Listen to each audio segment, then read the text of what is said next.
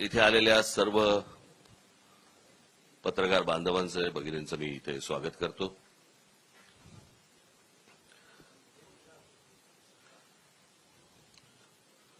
माझे मित्र संजय राऊत यांनी आता वारंवार उल्लेख केला 20 वर्षानंतर राज ठाकरे आले. 20 वर्षानंतर मला खरं तर 20 वर्षानंतर सुटून आल्यासारखं वाटतंय. 20 वर्ष जेलमध्ये होते, आज पहिल्यांदा सुटून आलेले आहेत. आपण त्यांचं स्वागत करूया. आज मी खूप वर्षानंतर शिवसेना भवनमध्ये आलो. मला नवीन शिवसेना भवन मी पहिल्यांदाच बघतोय आणि माझ्या मनामध्ये कायमच्या कोरल्या गेलेल्या ज्या काही आठवणी आहेत त्या सगळ्या जुन्या शिवसेना भवन मधल्या आहेत. त्याच्यामुळे आता कुठे काय होतं हेच आता मला आता समजत नाहीये किंवा कळत नाहीये. पण जुन्या शिवसेना भवन मधल्या आठवणी या खूप काय म्हणू त्याला रोमांचकारी आणि आनंददायी आणि असा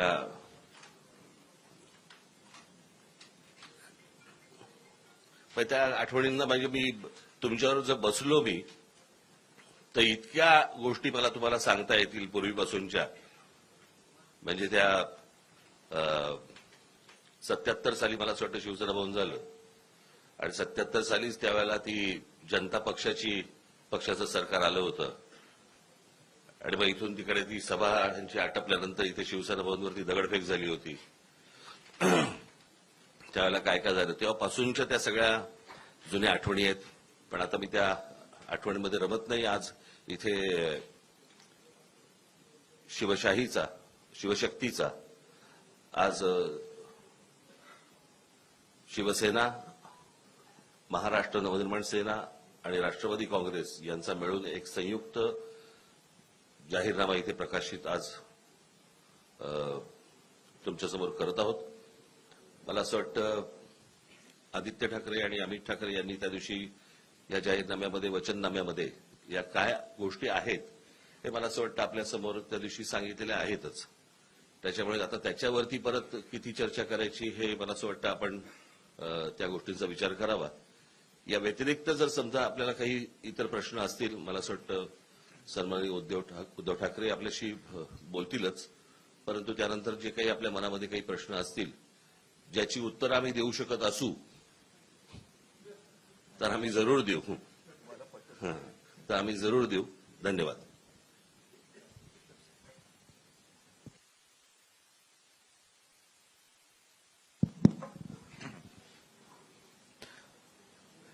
नेहमीच शिवसेना भवनमध्ये प्रवेश करताना आपल्यापैकी बरेच जण खाली उभे असतात आणि त्यांना काही ना काहीतरी मला विचारायचं असतं.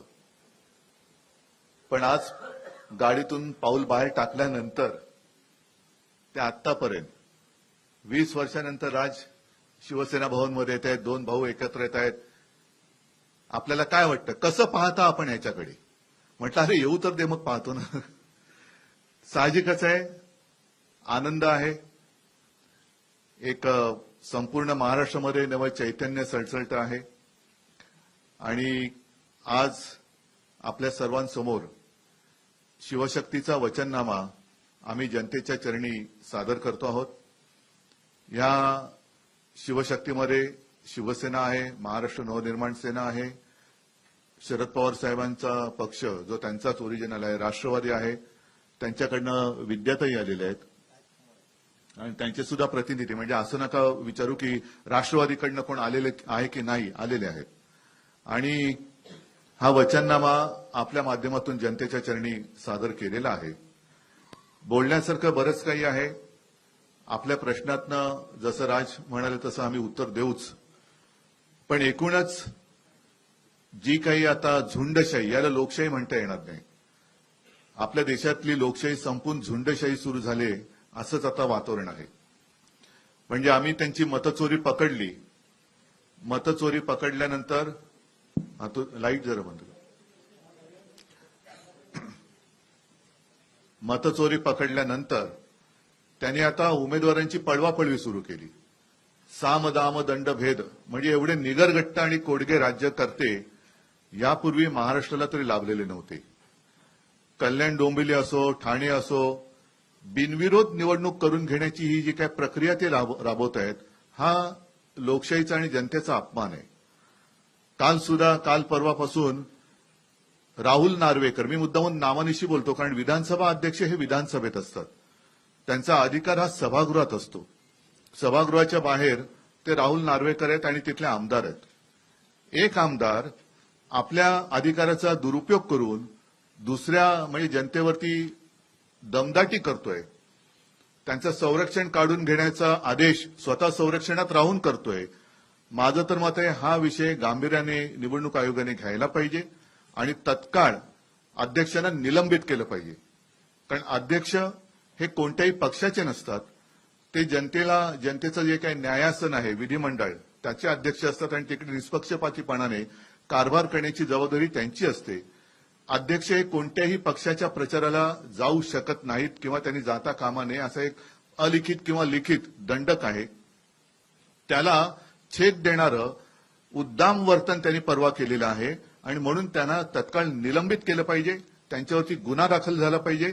कारण असेच जर का सगळे वागायला लागले, अगदी मंत्र्यांना सुद्धा त्यांचा लवाजमा घेऊन निवडणूक प्रचारात फिरता येत नाही. हे ऑन द स्पॉट म्हणजे हे काय तो जो काय नायक पिक्चर मधला अनिल कपूर स्वतःला समजतात आणि यांचं आत्ताच्या आत्ता संरक्षण काढून घ्या. संरक्षण देण्याचा आणि काढण्याचा अधिकार हा विधानसभा अध्यक्षांना सभागृहामध्ये असतो, बाहेर तसं कोणाचंही संरक्षण काढण्याचा अधिकार हा त्यांना नसतो आणि नसायला पाहिजे. एकूण काय की निवडणुकीमध्ये दमदाटी करून जिथे जिथे बिनविरोध निवडणुका झाल्यात, हे मला असं वाटतं निवडणूक आयोगाचं थोडंसं नाटक आहे की त्यांचा निकाल त्यांनी राखून ठेवलेला आहे. शेवटी ते त्यांच्याच वळचणीला जाणार आणि ते जाहीर करणार, पण तिथल्या मतदारांना मतदानापासून त्यांनी वंचित ठेवलेलं आहे.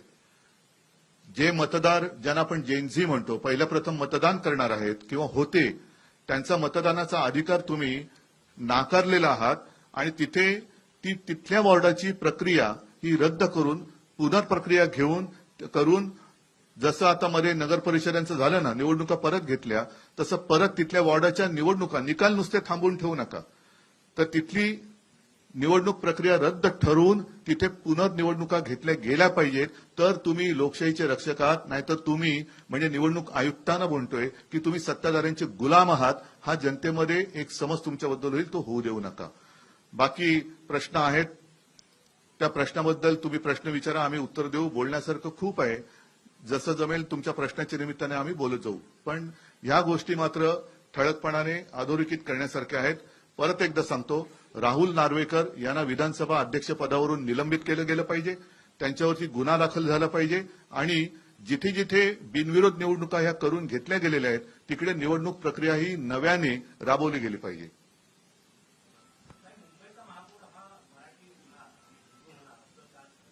मला असं वाटतं की त्यांनी हा जो काही विचार सुरू केला, काल एक त्यांचा कुठला वरळीला डोम, तिथे सगळे डोमकावळे जमले होते आणि तिथे मी डोमकावळे एवढ्यासाठी म्हणालो, जे मराठी होणार हिंदू होणार म्हणतायत ते शिवसेनेतलेच बरेचसे गद्दार तिकडे गेले होते. ते कोण आहेत धर्माने? ज्यांना शिवसेनेने मोठं केलं ते धर्माने कोण आहेत? मुंबईचा महापौर हा मराठीच होणार. आतापर्यंत हा मराठीच शिवसेनेने महापौर केलेला आहे, पण भारतीय जनता पक्ष आमच्यासोबत असताना त्यांनी उपमहापौर काय केले होते हा त्यांनी स्वतःला प्रश्न विचारावा.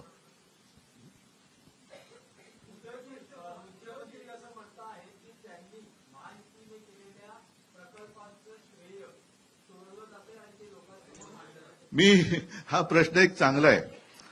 आम्ही साधी साधी कामं केलेली आहेत. आम्ही मुंबईमध्ये 25 वर्ष खूपच साधी कामं केलेली आहेत आणि आम्ही ते होर्डिंगवरती दाखवतोय आता, होय हे आम्ही केलं. याच्यामध्ये काय आहे की साधं कोस्टल रोडचं काम केलेलं आहे, साधं मध्य वैतरणा धरण बांधलेलं आहे, कोरोनामध्ये साधी साधी कामं केलेली आहेत. त्यांनी आमच्या छोट्या कामांचं श्रेय घेण्यापेक्षा त्यांनी जी काही कामं केलेत, म्हणजे मोदीजींनी कैलास पर्वत बांधलेला आहे, स्वर्गातून गंगा त्यांनी आणलेली आहे, अरबी समुद्र इंध्यानी केलेला आहे, ही कामं त्यांची मागे पडतायत. तर आम्ही केले. आता म्हणजे मी येताना पाहिलं, जो रिगलच्या इथे हिंदू हृदय सम्राट शिवसेना प्रमुखांचा पुतळा आहे, जी जागा आम्ही सिलेक्ट केली, तो पुतळा माझ्या देखरेखीखाली तयार झाला, त्याचा संपूर्ण खर्च आम्ही केला, तेही श्रेय मिंदे घेतोय. तर आमची छोटी छोटी कामं आहेत, पण केवढी मोठी कामं तुम्ही केलेत. कैलास पर्वत मोदीजींनी बांधले, का नाही तुम्ही सांगत? गंगा मोदीजींनी स्वर्गातून आणली पृथ्वीवरती, हे तुम्ही का नाही सांगत? अरबी समुद्र देवेंद्र फडणवीस आणि मिंद्यांनी केलं. ज्या अरबी समुद्रात शिवस्मारकाचं जलपूजन मोदीजींनी केलं होतं, ते पाण्यातलं शिवस्मारक काढणार कधी बाहेर? समुद्र मंथन हे सुद्धा त्यांनीच केलं होतं. त्याच्यामुळे समुद्र मंथन करून ते शिवस्मारक त्यांनी बाहेर आणावं, जसं अमृत आणलं तसं. आमची छोट्या कामाची काय तुम्ही श्रेय घेताय? ज्या वेळेला मुंबईमध्ये देवेंद्र फडणवीस किंवा एकनाथ शिंदे मिंध्याना कोणी ओळखत नव्हतं, तेव्हापासून कोस्टल रोडची प्लॅनिंग, त्याच्या आधी मिडल वैतरणा धरण, त्याच्यानंतर आम्ही हॉस्पिटल्स बांधलेली आहेत, अनेक सुविधा केलेल्या आहेत. ही छोटी छोटी कामं आहेत, त्यांनी केलेली मोठी कामं आहेत. परत एकदा सांगतो, मोदीजी कैलास पर्वत बांधलेला आहे, स्वर्गातून गंगा मोदीजींनी आणली, अरबी समुद्र या मिंद्याने आणि गद्दारीने केलेला आहे निर्माण, तर ते श्रेय त्यांनी घ्यायला पाहिजे.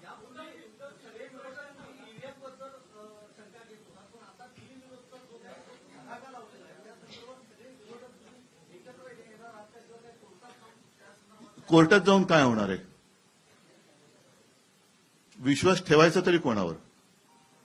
ही प्रक्रिया, म्हणून म्हणतो की निवडणूक आयोगामध्ये दम असेल तर त्यांनी नुसता निर्णय राखून नाही ठेवायचा तो. आणि महत्वाचा मुद्दा म्हणजे अर्ज भरताना ते जे सगळे आरोह होते, त्या आरोहचा टेलिफोनचा रेकॉर्ड काढा. कोणी कोणी त्यांना फोन केले होते ते काढा. का तोही रेकॉर्ड आता व्हिडिओच्या सीसीटीव्ही कॅमेऱ्याच्या फुटेजप्रमाणे नष्ट केलाय, तेही लोकांना कळू द्या.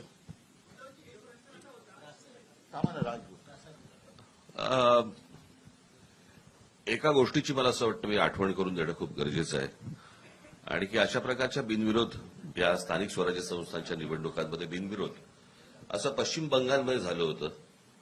त्या गोष्टींबद्दल कोर्टामध्ये, म्हणजे सुप्रीम कोर्टामध्ये भारतीय जनता पक्ष गेला होता. कळलं का? आता त्या पक्षाचं आत्ताच्या या महाराष्ट्रातल्या गोष्टींबद्दलचं काय म्हणणं आहे हे एकदा तरी सांगावं.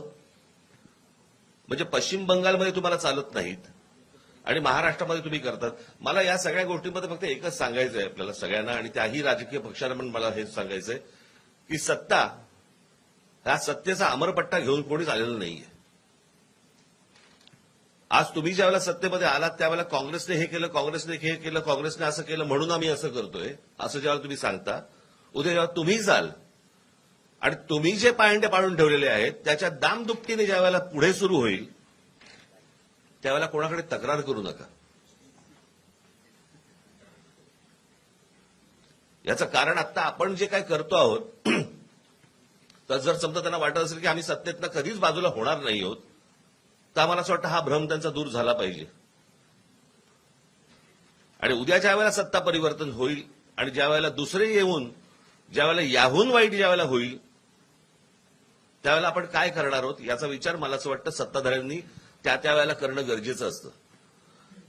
आपण करत असलेली एखादी कृती आपण चुकीचे पायंडे पाडत नाही होत ना, याचं भान मला असं वाटतं राज्यकर्त्यांकडनं सुटलं की मग पुढे काय होतं हे आज आपण पाहतो आहोत.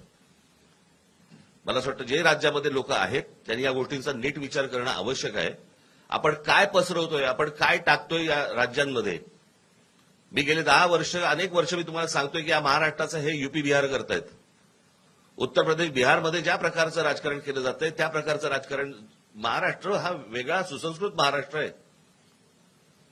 मी नेहमी सांगतो की महाराष्ट्राने देशाला दिशा दाखवलेली आहे, आणि अशा परिस्थितीमध्ये महाराष्ट्राचं अशा प्रकारे वाटोळं करणं, महाराष्ट्रातल्या येणाऱ्या पुढच्या पिढ्यांचं वाटोळं करणं, महाराष्ट्रामध्ये जे येऊ इच्छितात राजकारणामध्ये त्यांची विचारसरणी बदलणं, हे मला असं वाटतं महाराष्ट्रासाठी आणि महाराष्ट्राच्या भवितव्यासाठी घातक आहे. ह्या सगळ्या गोष्टींचा विचार मला असं वाटतं राजकीय पक्षांनी करणं गरजेचं आहे.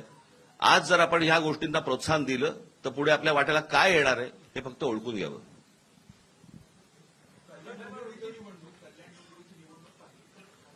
नाही, एकच सेकंद जरा मध्ये मी थोडंसं काल मुख्यमंत्री बोलले, कारण मुंबई महापालिका ही एकमेव महापालिका होती असं आता म्हणावं लागतं की जिच्या मुदत ठेवी 92,000 कोटीपर्यंत आम्ही नेऊन दाखवल्या होत्या. त्याच्यापैकी साधारणतः 40 ते 45,000 कोटी ह्या ज्या कामगारांचे प्रॉव्हिडंट फंड, ग्रॅच्युइटी वगैरे असतात त्याच्यासाठी असतात. उरलेल्या ज्या आहेत त्या लॉंग टर्म आणि मोठे जे प्रोजेक्ट असतात त्याच्यासाठी असतात. आणि त्याच पैशातून मुंबईसाठी कोस्टल रोड हा आपण बांधून करून दाखवलेला आहे, टोलमुक्त. यांचे गल्लीबोळ केली तरी यांचे हे टोल लावतात. नितीन गडकरींचा मुंबई गोवा रस्ता अजून होतोय. 200 वर्ष त्याला खड्डे पडणार नाही, पण 200 वर्षात तो होणार की नाही अजून माहिती नाहीये. पण त्यांनी जे काल उद्गार काढले मुख्यमंत्र्यांनी हे खरं अशोभनीय आहेत. ठेवी या काही चाटायला नसतात. मला त्यांना सांगायचं तुमचं अगदी 100% बरोबर आहे. ठेवी या चाटायला नसतात, पण त्याचप्रमाणे त्या कॉन्ट्रॅक्टरचे बूट चाटून त्यांना वाटायला नसतात. त्यांनी पूर्णपणे संपूर्ण विल्हेवाट लावण्याचं ठरवलेलं आहे. साधारणतः एक जमा खर्च याचा एक तारतम्य ठेवून ताळमेळ घातला जातो आणि जो खर्च केला जातो आपल्याकडे सर्व जे काही सोर्सेस आहेत त्यातनं पैसा किती जमा होणार आहे, पुढच्या काही वर्षात किती येणार आहे आणि त्यानुसार प्रोजेक्ट हे आखले जातात, ठरवले जातात. आज जर माझ्या माहितीप्रमाणे 15,000 कोटी हे साधारणतः खर्चासाठी बजेट महापालिकेचं आहे. त्याच्या समोर साधारणतः 3 लाख कोटींचं देणं कॉन्ट्रॅक्टरना त्यांनी करून ठेवलेलं आहे. म्हणजे हा 3 लाख कोटीचा घोटाळा या लोकांनी केलेला आहे. आणि जर मला मिळाली माहिती चुकीची असेल तर आनंद आहे, पण 3 लाख कोटी त्यांना देणीसाठी पैसे जे दिले ऍडव्हान्स मोबिलायझेशन त्यातून किकबॅक घेऊन हा पैसा वाटप पैसे हे निवडणुकीला वापरतात.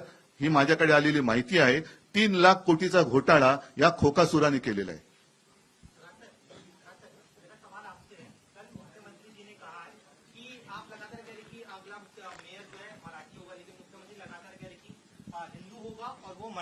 हिंदू होगा और वो मराठी होगा, तो आपको लग रहा है कि हिंदू और मराठी इन दो शब्दों के जरिए जो है एक डिवीजन क्रिएट करने का प्रयास किया जा रहा है? एक दूसरा मी तुम्हाला अजून एक प्रश्न विचारतो. मला असं वाटतं की आपण थोडासा इतिहास माहिती नसेल तर सांगतो. पेशव्यांच्या काळामध्ये मला असं वाटतं 3 संस्थानं उभी राहिली. त्यातलं एक गुजरात मधलं गायकवाडांचं, शिंदेचं म्हणजे सिंधिया ज्यांना म्हणतो आपण ते, आणि तिसरं होळकरांचं. बरोबर. जे साम्राज्य उभं राहिलं ते बडोद्याचं साम्राज्य उभं राहिलं, जे मराठेशाहीचं साम्राज्य आहे. बरोबर. मग त्या बडोद्यामध्ये सगळे मेयर गुजराती का होता तो?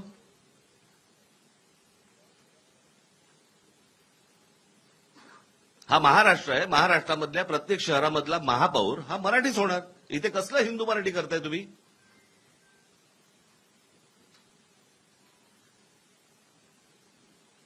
आणि मी त्या दिवशी म्हटलं नाही का तुम्हाला की आम्ही हिंदू आहोत, हिंदी नाही आहोत. तुम्हाला महाराष्ट्रातल्या या शहरांमध्ये मराठीचा मान हा तुम्हाला राखलाच पाहिजे.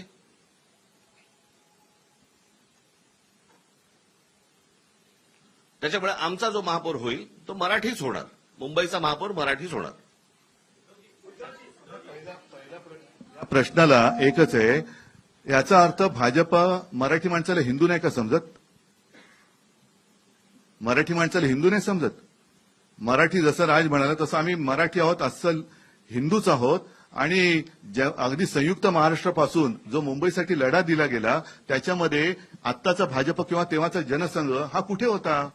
हा कधी मराठी माणसांच्या आणि हिंदूंच्या बाजूने उभा राहिलाय? उद्धव सर बोल.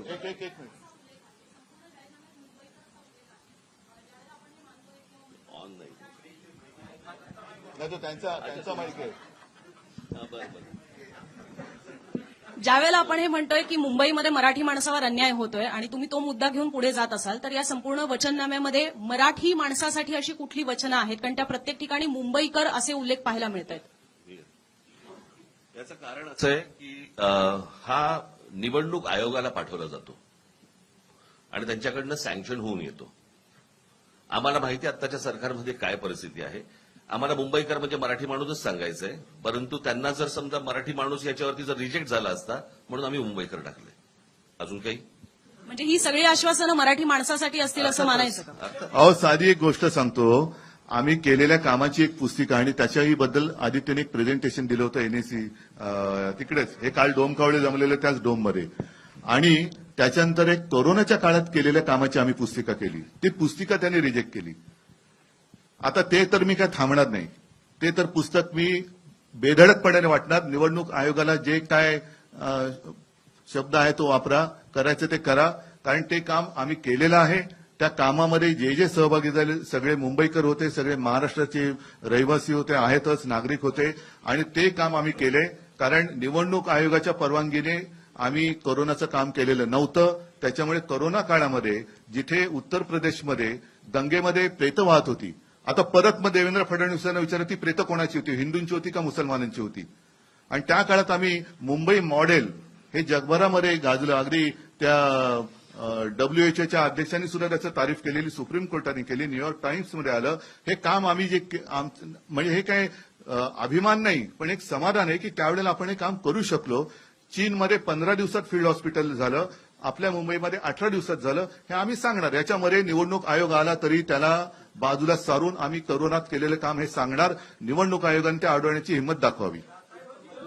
सर, एक प्रश्न असा आहे, इकडे बोलतोय, इकडे एक प्रश्न असा आहे की जो जाहीरनामा करत आहात त्यामध्ये जे विविध विकास कामं आहेत ते करणार असल्याचं सांगितलं जात आहे, परंतु मुंबई अधिनियम 1988 नुसार काही कामं जी आहेत ते ऑलरेडी महापालिकाच करत आहेत आणि जे काही नवीन कामं करायची आहेत त्यासाठी राज्य सरकार, केंद्र सरकार यांची परवानगी लागते. त्यामुळे तुमचं बहुमत आल्यानंतर जी विकासाची कामं सांगितली आहेत ती कशा प्रकारे होणार? कारण राजकारण आता कसं झालंय हे बघितलंय.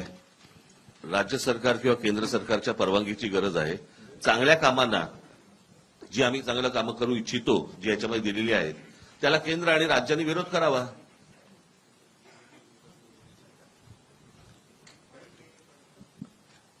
समजलं का?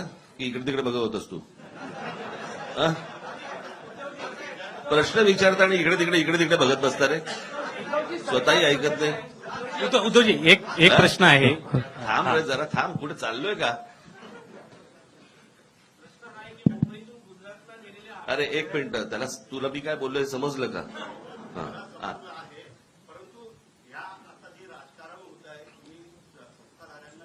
कोस्टल रोडचं डिझाईन परत ऐक ना, माझं तेच म्हणणं आहे, चांगल्या कामांना राज्य आणि केंद्र सरकारने नाकारत होते पहिलं. हे तुमच्यासमोरच येईल ना की आम्ही ह्या योजना करायचं म्हणतोय, ह्याच्यासाठी राज्याची किंवा केंद्राची परवानगी पाहिजे आणि हे नाही देत आहेत. कळलं? बघू. उद्धवजी, थांबा ना रे.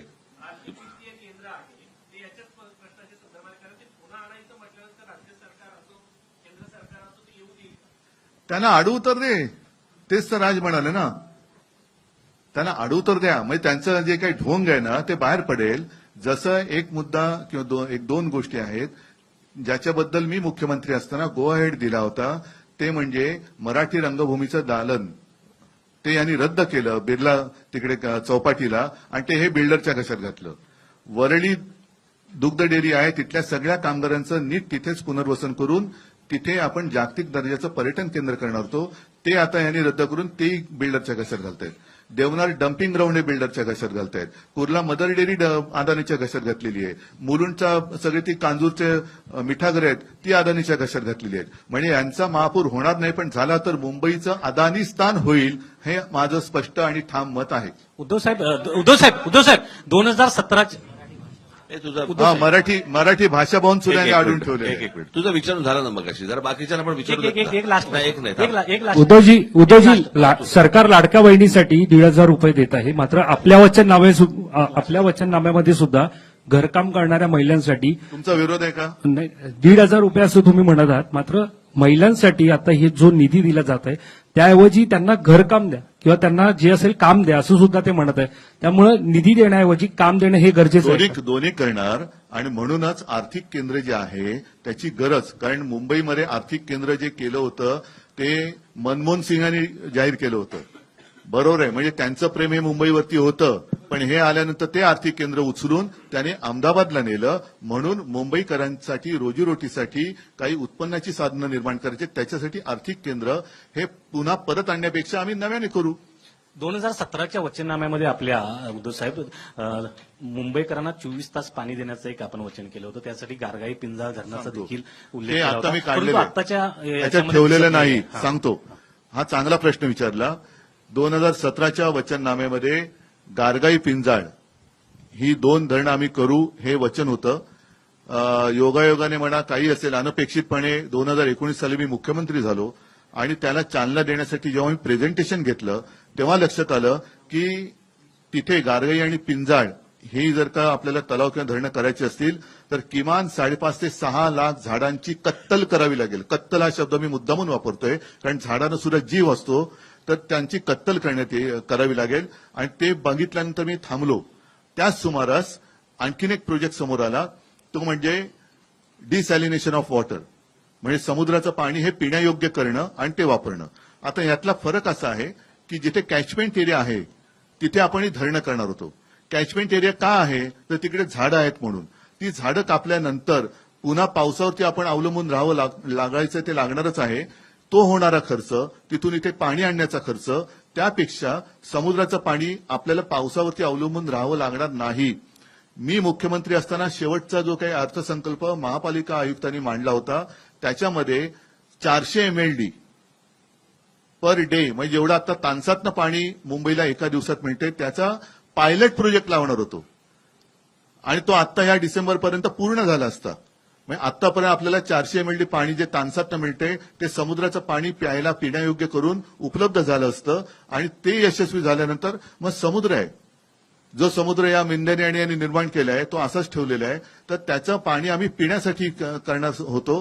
तो प्रोजेक्ट त्यांनी मारून टाकला आणि परत कॉन्ट्रॅक्टरसाठी गारगाई पिंजाळ म्हणजे पर्यावरणाचा ऱ्हास, आरेमध्ये जे आम्ही करत होतो, आरेचं जंगल तसंच ठेवून कांजूर मार्गला मेट्रोची शेड करणार होतो. आता त्यांनी आरे पण वापरतायत, कांजूर पण वापरतायत. हा सगळा विध्वंस आहे. हा कॉन्ट्रॅक्टरसाठी चाललेला हा मोठा घोटाळा आहे. उद्धवजी इकडे उद्धवजी एक प्रश्न आहे की या निवडणुकीमध्ये वारंवार असं म्हटलं जातं आहे की मराठी माणसाचं अस्तित्व टिकवण्याची ही लढाई आहे.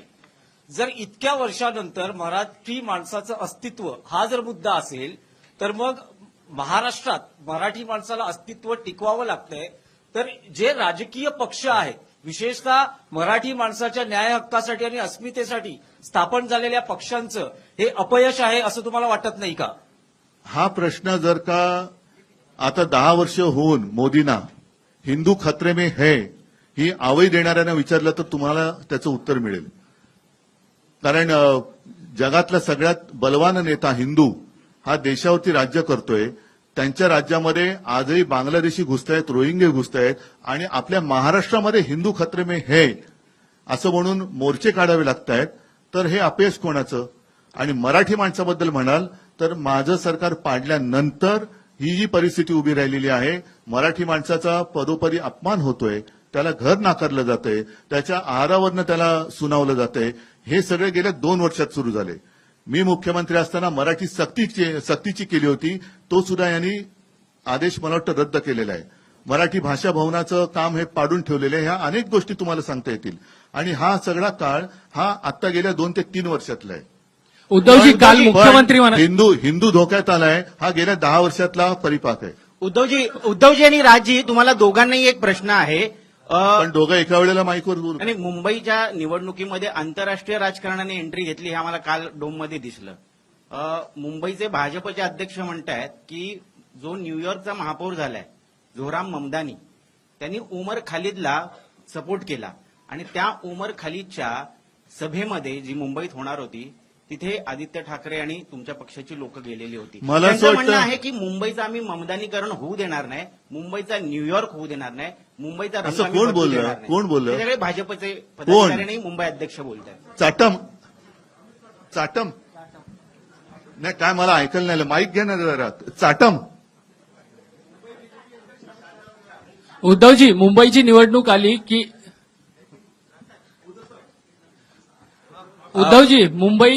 उद्धवजी मुंबईची निवडणूक आली की मुंबई तोडली जाणार अशी चर्चा सुरू होते. त्याबद्दल आपल्याला काय वाटतं असं मी आपल्याला विचारतो. याचं कारण म्हणजे काल मुख्यमंत्री म्हणाले की मी मुंबईत वरून डोळे फाडून फाडून बघितली, कुठेही मला सरकलेली दिसली नाही. आणि जे सातत्याने अशा पद्धतीचा प्रश्न उपस्थित करतात त्यांची बुद्धी सरकलेली आहे. मुंबईकर येत्या निवडणुकीत आणखीन काहीतरी त्यांचं फाडणार आहे. दुसरा मला राज ठाकरेंना एक प्रश्न विचारायचा आहे. राजसाहेब, काल मुख्यमंत्र्यांनी थेट असं म्हटलेलं आहे की हिंदुहृदय सम्राट बाळासाहेब ठाकरे यांच्या कृतीचा जर वारसा कोणी चालवत असेल तर ते एकनाथ शिंदे चालवतात आहे. याबद्दल आपल्याला काय म्हणायचंय? ढाण्या वाघ असं देखील म्हणाले. राजसाहेबांकडून उत्तर अपेक्षित आहे. ठाण्या पण नाही तर ढाण्या कुठून येणार? मला उद्धव अरे थांब, राजला विचारलं मी उत्तर देतो.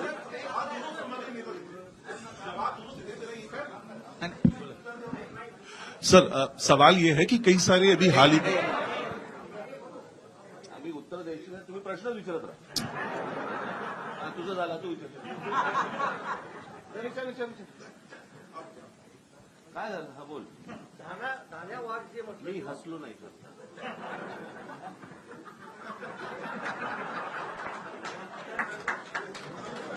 मी हसलो नाही.